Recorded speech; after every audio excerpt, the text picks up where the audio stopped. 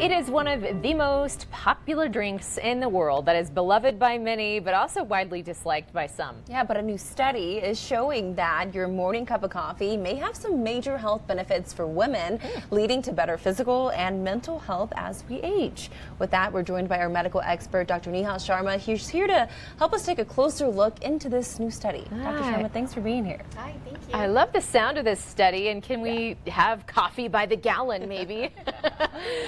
Tell us a little bit more about the study and what does specifically coffee help with healthy aging? Yeah, so this study was a long-term observational study over 30 years. It followed about 47,500 women between the ages of 45 to 60. And healthy aging was defined by women that made it to 70 without any major chronic conditions. And these women, on average, consumed about 315 milligrams of caffeine a day, which is about 3 small cups. And it was associated with longevity. And the mechanisms, though, around caffeine are still being investigated. But experts believe that it has something to do with bioactive compounds like antioxidants, micronutrients that reduce inflammation and reduce oxidative stress. Oh, that's interesting to hear. So you speak of the caffeine. Is it just coffee? Is that the only caffeinated drink that'll do? Or maybe tea, energy drinks? Does anything else do it? No, the benefits were actually unique to caffeinated coffee.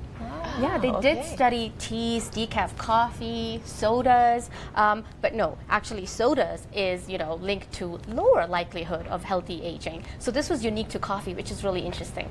Oh my goodness! So no decaf coffee, huh? No. Yeah, and oddly enough, men weren't included in this study, I'm assuming. This is just women. Okay. So yeah, it applies to all three of us. Okay. Well, if people aren't coffee drinkers, which I'm sorry if you're not, you're really missing out.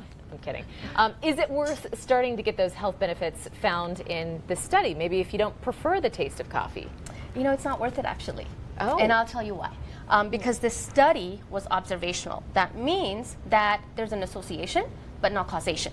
So drinking coffee doesn't cause longevity, but it's associated with healthy living and healthy aging. So experts caution against starting coffee if you're not used to it and if you don't tolerate it. And what they want you to focus on is diet, nutrition, exercise, because it has a far better impact. Yeah, than just the coffee. Even though I like to hear just drink coffee.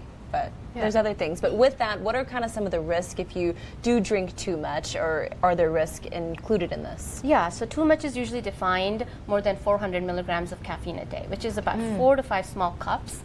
And it can cause anxiety, insomnia. It's bad for your heart, especially if you have heart rhythm issues. It can cause dependency, withdrawal headaches, so there are risks associated. Wow, that's interesting you say that. I usually have a cup of coffee per day, usually in the afternoon, and if I don't have it, I start to get a little headache. There you go. Even with that little amount. So. But when you say small cup, is that an 8-ounce cup? Is Usually an 8-ounce cup. 8 ounces is a small cup. Okay. Yeah.